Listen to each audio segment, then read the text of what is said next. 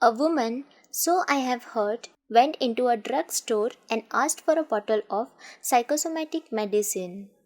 Such medicine, of course, is not found on drugstore shelves, for it does not come in pills or bottles.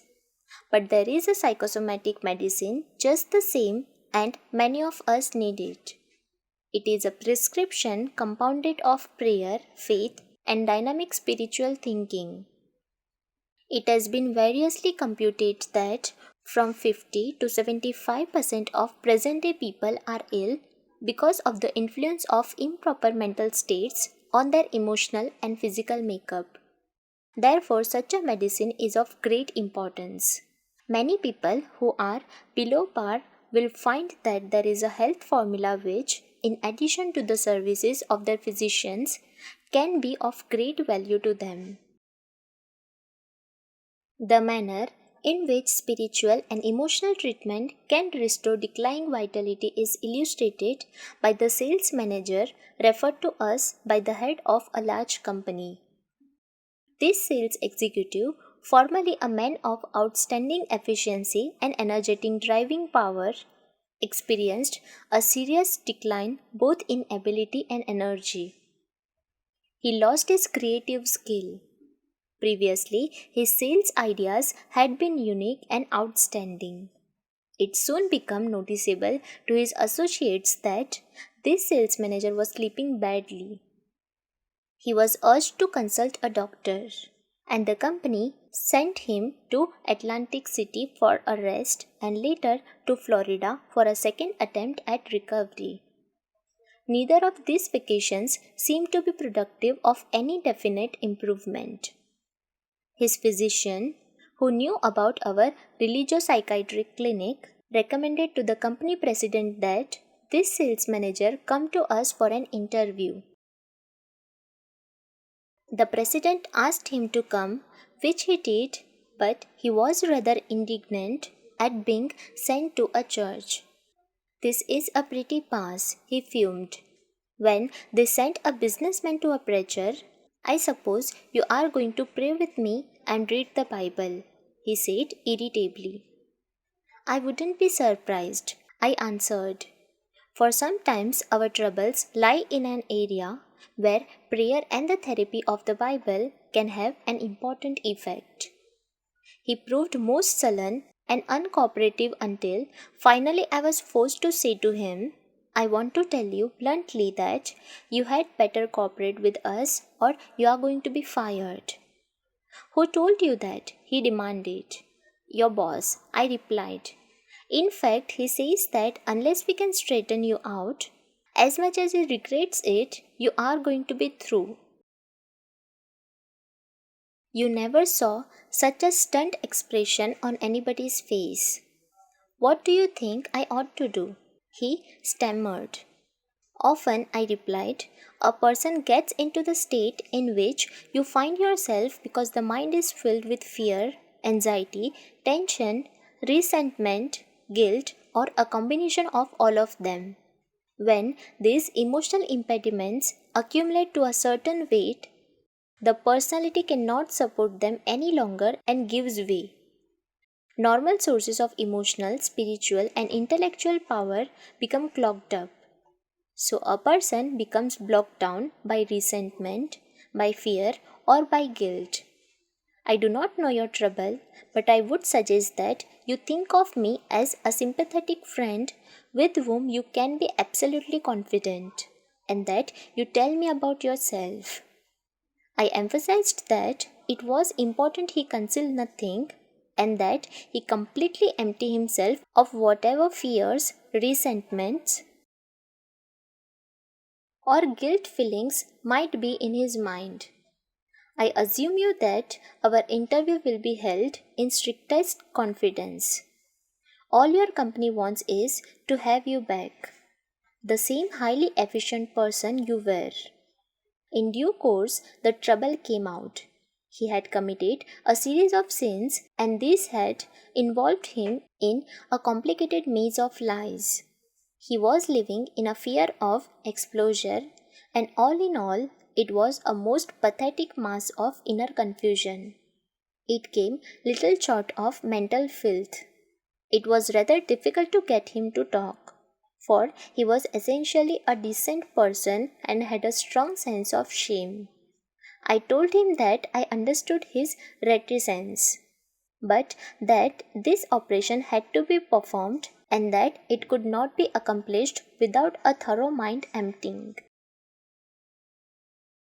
When it was all over, I shall never forget the manner in which he reacted. Standing on his feet, he began to stretch. He stood on tiptoes, reaching his fingers towards the ceiling, and then took a deep breath. He said, I feel good. It was a dramatic expression of release and relief. Then I suggested that he pray and ask God to forgive him and to fill him with peace and cleanness. Do you mean for me to pray aloud?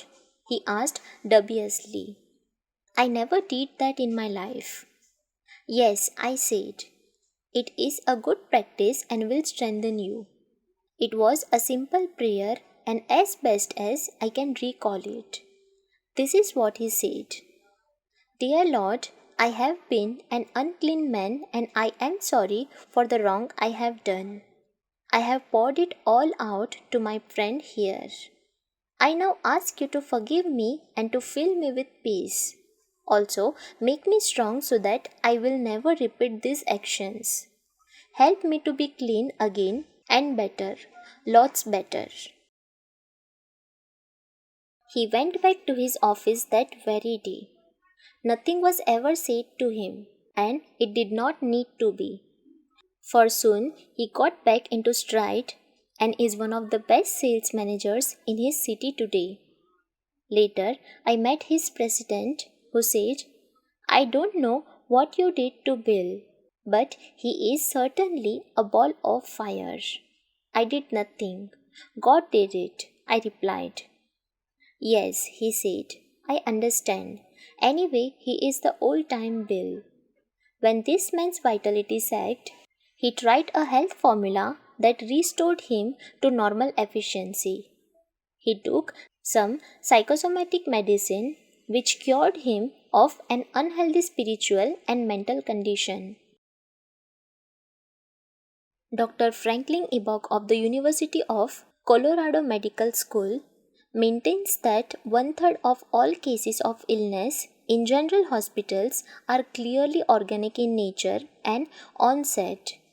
One-third are a combination of emotional and organic, and one-third are clearly emotional. Dr. Flanders Dunbar, author of Mind and Body, says, it is not a question of whether an illness is physical or emotional, but how much of each. Every thoughtful person who has ever considered the matter realizes that the doctors are right when they tell us that resentment, hate, grudge, ill will, jealousy, vindictiveness are attitudes which produce ill health. Have a fit of anger and experience for yourself that sinking feeling in the pit of your stomach, that sense of stomach sickness. Chemical reactions in the body are set up by emotional outbursts that result in feeling of ill health. Should this be continued, either violently or in a simmering state over a period of time, the general condition of the body will deteriorate. In speaking of a certain man whom we both knew, a physician told me that the patient died of grudgitis. The physician actually felt that the disease passed away because of a long-held hatred. He did his body such damage that his resistance was lowered. The doctor explained, so that when a physician malady attacked him, he did not possess the stamina or renewing force to overcome it. He had determined himself physically by the malignancy of his ill will. Dr. Charles Minor Cooper, San Francisco physician, in an article entitled Heart to Heart Advice About Heart Trouble, says, you must curb your emotional reactions.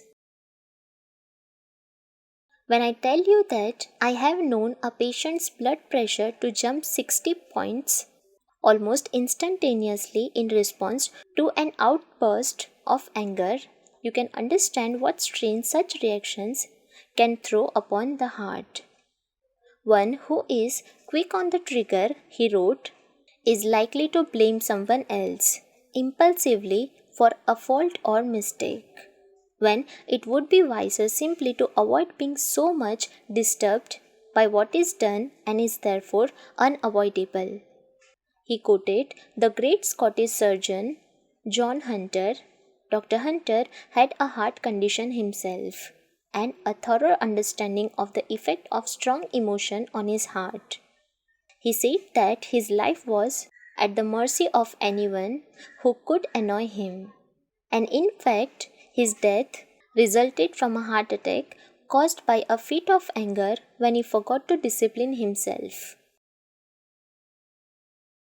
Dr. Copper concludes, whenever a business problem starts to vex you or you begin to get angry, let yourself go limp all over.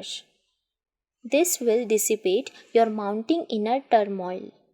Your heart asks that it be permanently housed in a lean, cheerful, placid man who will intelligently curb his physical, mental, and emotional activities. So, if you are under par, I suggest that you do a very scrupulous job of self analysis. Honestly, ask yourself if you are harboring any ill will or resentment or grudges, and if so, cast them out. Get rid of them without delay. They do not hurt anybody else. They do not harm to the person against whom you hold these feelings. But every day and every night of your life, they are eating at you.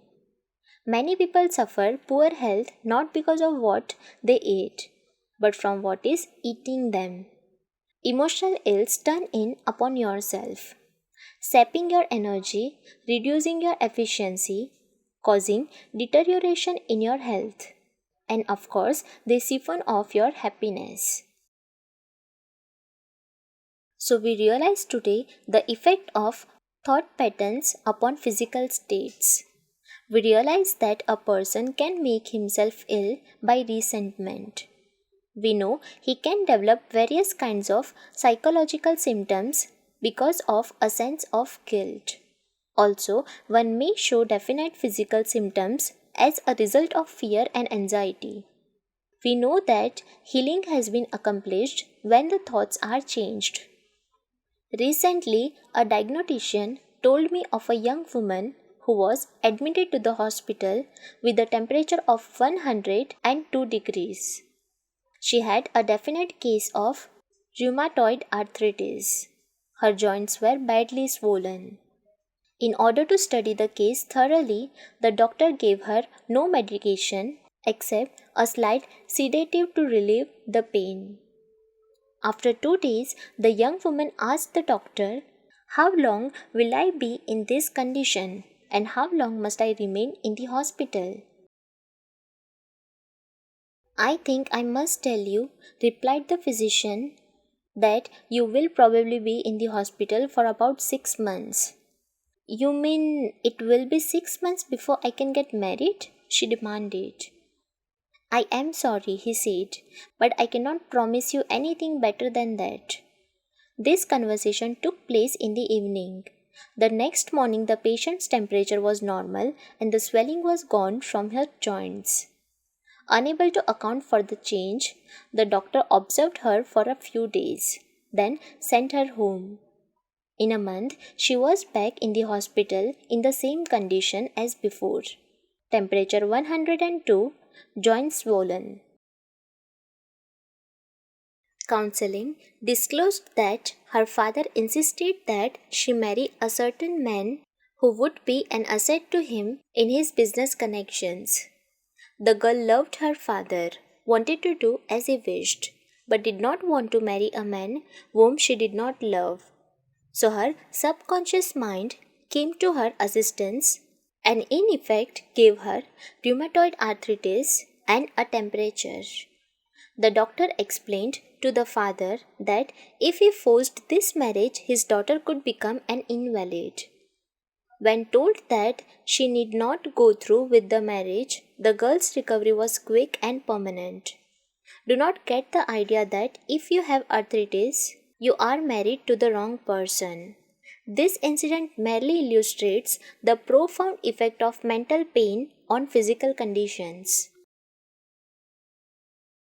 I was interested to read a statement by a psychologist that infants can catch fear and hatred from people around them more quickly than they can catch measles or other infectious diseases. The virus of fear may burrow deeply into their subconsciousness and remain there for a long time. But, adds the psychologist, fortunately, infants can also catch love and goodness and faith and so grow up to become normal, healthy children and adults. In an article in the Ladies' Home Journal, Constance J. Foster quotes Dr. Edward Weiss of Temple University Medical School in a speech to the American College of Physicians, in which Dr. Weiss stated that chronic victims of pains and aches in the muscles and joints may be suffering from nursing a smoldering grudge against someone close to them. He added that such persons usually are total unaware that they bear a chronic resentment.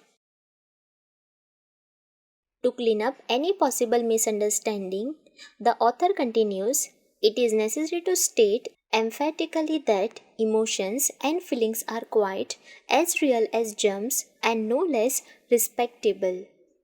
The resultant pain and suffering of diseases caused primarily by the emotions are no more imaginary than those caused by bacteria.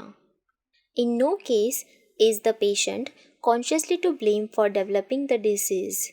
Such persons are not suffering from any disease of the mind, but rather from a disorder of their feelings, often linked to a marital or parent-child problem.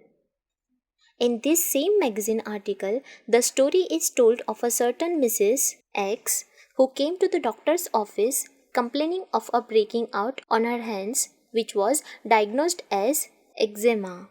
The doctor encouraged Mrs. X to talk about herself. It developed that she was a very rigid person. Her lips were thin and unyielding. She was also rheumatoid. The doctor sent Mrs. X to a psychiatrist who saw at once that there was some irritating situation in her life which she was translating outwardly in the form of a skin rash, thus taking out on her own person the urge to scratch something or person. The doctor finally put it to her bluntly. What is eating you? He asked. You are peeved at something, aren't you? She stiffened up like a ramrod and marched right out of the office. So I knew I would hit the target too closely for comfort. A few days later, she came back. Due to the agony of eczema, she was ready to let me help her, even if it meant she had to give up a hate. It turned out to be a family row over a will with Mrs. X feeling she had been treated unfairly by a younger brother. When she got rid of hostility, she got well. And when she made up the quarrel with her brother, within 24 hours, the eczema vanished. That there is even a relationship between emotional disturbance and the common cold is indicated by Dr. L. J. Saul of the University of Pennsylvania Medical School, who has made a study of this subject.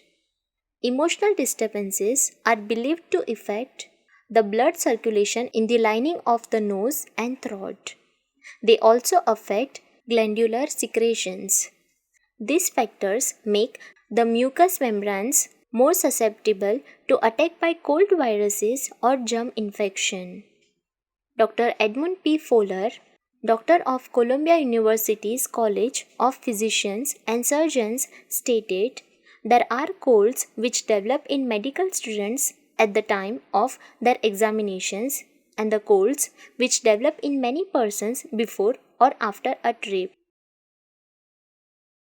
Cold develop in housewives when they must care for a large family. And one often sees a cold develop in a patient when his mother-in-law comes to live in the house, and it often disappears when she leaves. One of the cases Dr. Fowler reports concerned a 25-year-old sales girl. When she visited his office, her nose was stuffy, and lining was red and congested, and she suffered from a headache and a mild temperature. These symptoms had persisted for nearly 2 weeks.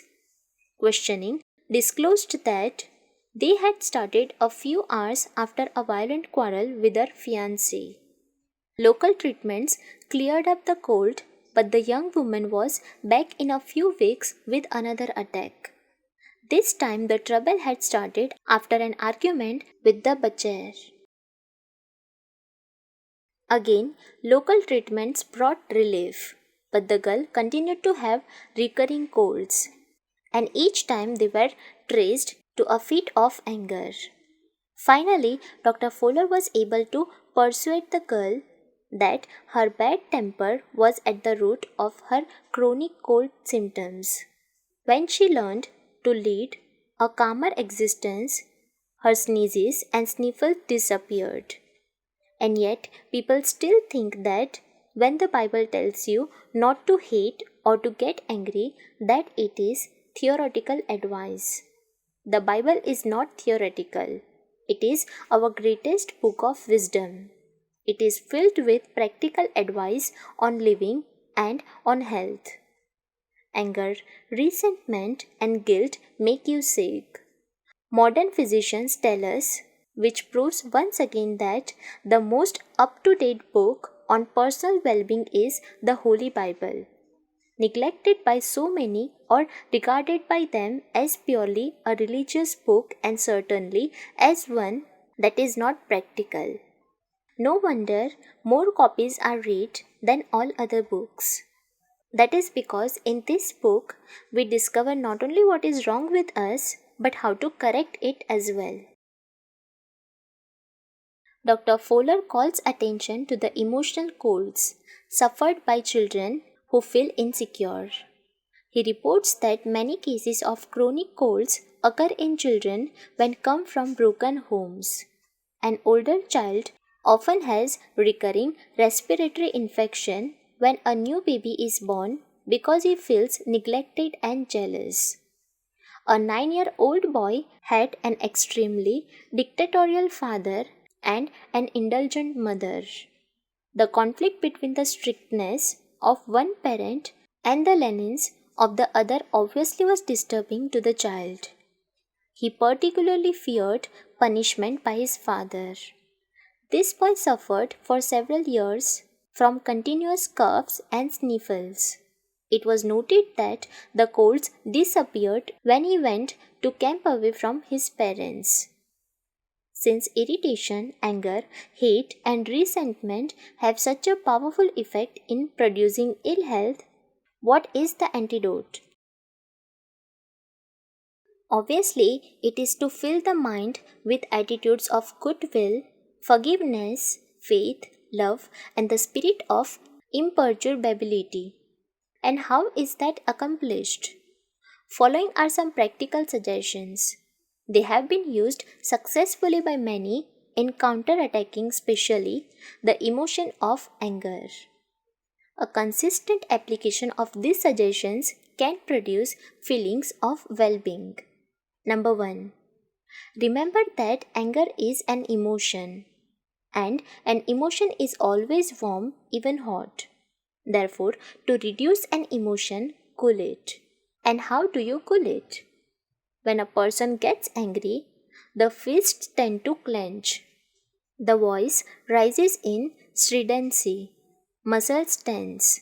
The body becomes rigid. This is the old caveman hangover in the nervous system. So deliberately oppose the heat of this emotion with coolness, freeze it out. Deliberately, by an act of will, keep your hands from clenching. Hold your fingers out straight. Deliberately reduce your tone. Bring it down to a whisper. Remember that it is difficult to argue in a whisper. Slump in a chair or even lie down if possible. It is very difficult to get mad lying down. Number 2. Say aloud to yourself, "Don't be a fool. This won't get me anywhere, so skip it." At that moment, it may be a bit hard to pray, but try it anyway. At least, conjure up a picture of Jesus Christ in your mind and try to think of Him mad just as you are.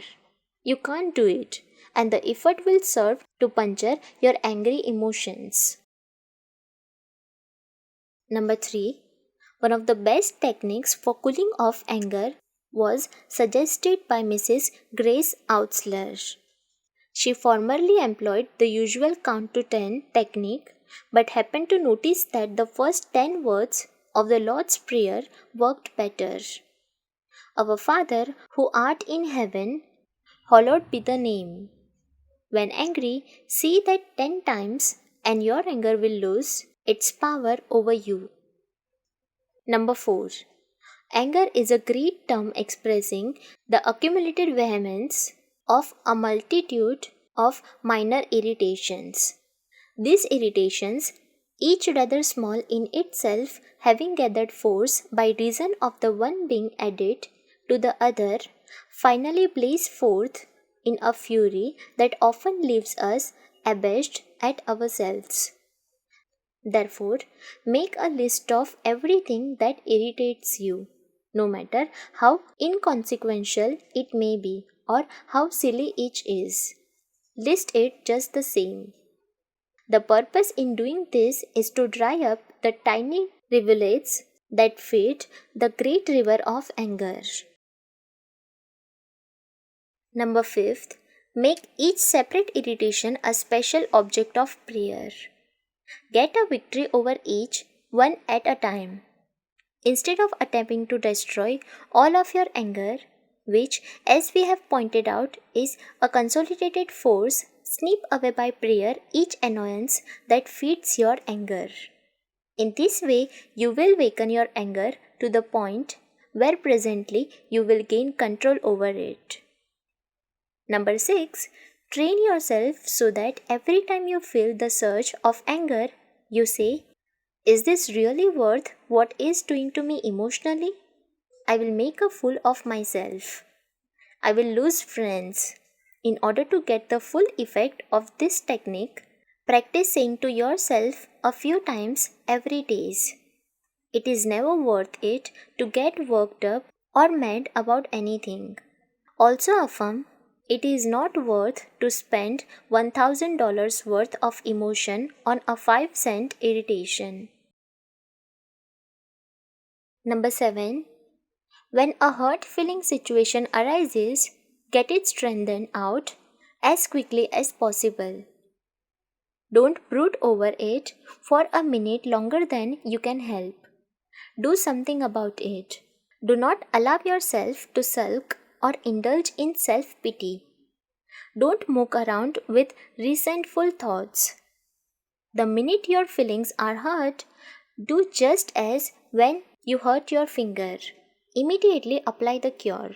Unless you do so, the situation can become distorted out of all proportion.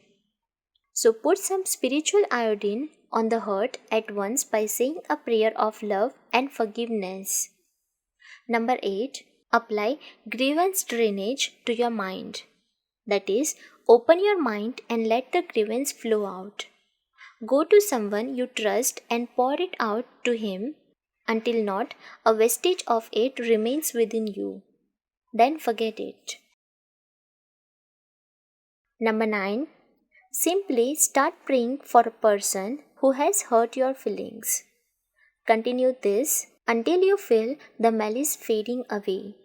Sometimes you may have to pray for quite a while to get that result. A man who tried this method told me that he kept account of the number of times he needed to pray until the grievance left and a peace came. It was exactly 64 times. He literally prayed it out of his system. This is positively guaranteed to work. Number 10. Say this little prayer. May the love of Christ fill my heart. Then add this line. May the love of Christ flood my soul. Pray this, mean it, and you will get relief. 11. Actually, take the advice of Jesus to forgive 70 times 7. To be literal, that means 490 times. Before you have forgiven a person that many times, you will be free of resentment. Number 12. Finally, this wild, undisciplined, primitive urge in you, which flames to the surface, can be tamed only by allowing Jesus Christ to take control. Therefore, complete this lesson by saying to Jesus Christ, even as you can convert a person's morals, so now I ask you to convert my nerves. As you give power over the sins of the flesh, so give me power over the sins of the disposition. Bring my temper under your control. Give me the healing peace in my nervous system as well as in my soul. If you are beset by temper, repeat the above prayer 3 times every day. It might be advisable to print it on a card and put it on your desk, or above the kitchen sink, or in your pocketbook.